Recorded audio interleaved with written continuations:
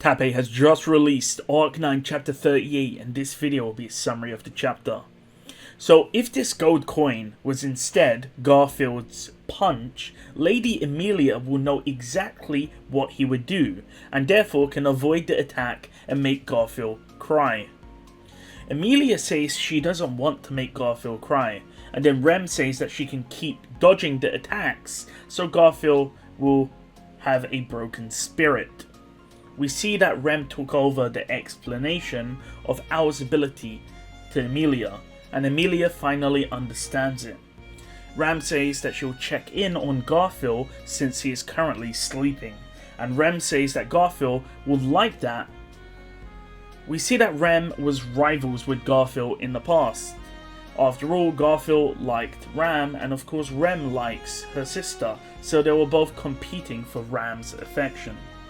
So Rem battled with Garfield, but after regaining her memories and seeing how Garfield was in the Empire, she didn't really see him the same way, and she didn't have that sort of disdain that she usually had for him.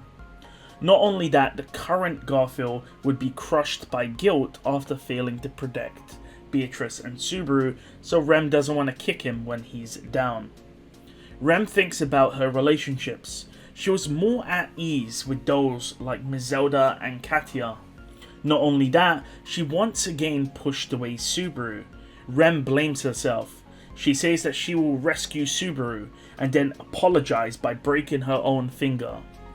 Petra says that Subaru wouldn't like that. Rem says that she wants to atone for her crimes, but Petra says that she's just doing it for herself since Subaru wouldn't want that and would only want Rem to enjoy the happiness that she missed when she was asleep. Petra's mannerisms reminded Rem of the incident after the demon beast attack at the Arlan village, and Rem says that Petra must have been influenced by Subaru. Before asking Petra if she remembers the attack, Petra says that she does. Petra then says that if Rem breaks her finger, Petra will then break her finger also. It's shared responsibility. Rem gets the idea and backs down. This weird intensity from Petra reminded Rem of Subaru. Something bothered her. Owl's authority. Could he be? A small spark burned inside of Rem. Several seeds of doubt burned in her heart. For example, the waft of miasma emanating from Subaru. For example, the fact that the miasma would explode and spike at certain times. For example, Subaru perceives the situation with insight and finds solutions. For example, Subaru has averted many deaths, including Rem's own.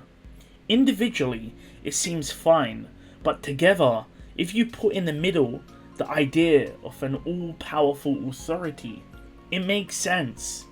If Rem's intuition is correct, Natsuki Subaru possesses an unparalleled power, and yet Rem mutters that he truly is selfless as he uses it to help others.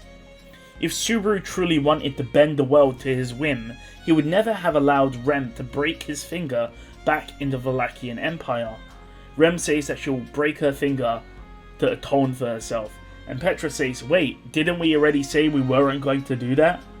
Rem was certain that Subaru possessed the power like Aldebaran. However, Emilia and Ram did not seem to come to that conclusion. It's because they witnessed Subaru training and becoming worthy of being Emilia's knight, so they have no reason to suspect that Subaru has a power.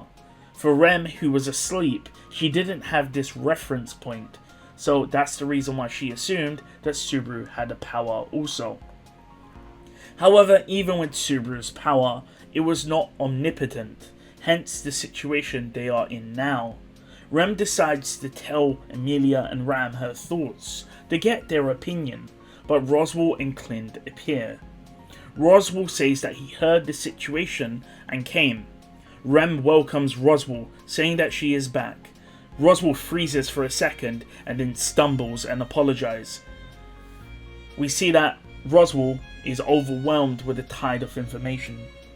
Roswell then welcomes Rem and says that they should talk more after in the future with Rem and Ram together, and they could discuss the duties that they need to do. We see that Frederica stayed back at the Bariel Manor, and instead Clint was going to help. Rem was going to talk about Subaru's authority, but she was once again interrupted by Petra and beckoned to the side so they were alone. Petra asks if Rem noticed, and Rem realizes Petra also noticed that Subaru has an authority. Petra tells her to not talk too much, or else the witch might hear them. Petra hadn't stated it outright, but it seemed that she knew that Subaru had an authority, and in fact knew more about it than Rem herself. Since the witch was currently in the uglier sand dunes, Rem wasn't taking it lightly about the witch hearing. Petra then asks if Rem would do anything to help Subaru, and Rem says that she would. After all, she is Subaru-kun's Rem. With that, the scene changed. Aldebaran felt the strain building on his body. He wasn't allowed to rest. Otto seemed like a comic relief character from the Emilia camp, but Aldebaran underestimated the ability to talk to any living creature. Not only that, Felt and Heinkel had a strained relationship. Felt had poked at a deep trauma within Heinkel. Felt nearly paid with her life. Well, in reality, she did pay with her life many times, but Al rewinded time within his domain and stepped in before it was too late. Felt dying would have triggered the dragon Aldebaran, which may have overridden the Book of the Dead, so Al couldn't let that happen. Al says it's a stopgap. If he leaves Heinkel and Felt together, they will get into a fight, and Ye needs to be with Roy Alfard. However, we see that Ye interrupts him, asking him to cut Heinkel and Felt off. Al of course refuses. Ye then asks Al to stop holding back and instead be fine with becoming dirty. Ye says that Al wounded so many people and harmed their friends, so of course their enemies will fight like madmen. Ye then pushed Al over and got on top of him. Al was ready to bite his poison pill, but Ye said that the princess was gone. Al didn't need to know that. Priscilla Bariel was dead. That was the final chain that bound him. With that gone, he had nothing. Ye says, does he really feel that way? Can he really betray everyone and not care? Ye says that Al faces his opponents. He outmaneuvers them and he beats them without killing. Ye asks why Al continues to reach for the sun. Ye then holds Al's helmet in place and tells Al to stop gazing at the sun, to stare at the ground instead, and that she doesn't care if Al and her get dirty. Ye then smiles, and the smile reminded Aldebaran of the smile of someone that was etched into his soul. Ye says that no one can defeat her Al-Sama. Al then redefines his matrix. In order to not let go of something irreplaceable, he was prepared to be drenched in mud and blood. The scene changes. Otto had been using his divine protection for over 20 hours. He had sent animals ahead and behind of him to not only track Al, but also his allies. And so Otto was aware that Roswell was now currently with Emilia. Otto knows that Al's goal is to reach the crater in Kararagi. Otto knew that he couldn't deal the final finishing blow, but he was there to provide support for the person that could do it. Otto's ground dragon tells him to not die. The ground dragon knows that Otto will of course not give up.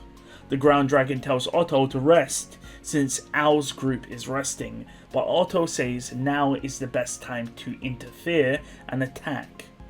But since Otto had to talk to animals, sometimes there would be a delay in getting information because it would take time to talk to someone.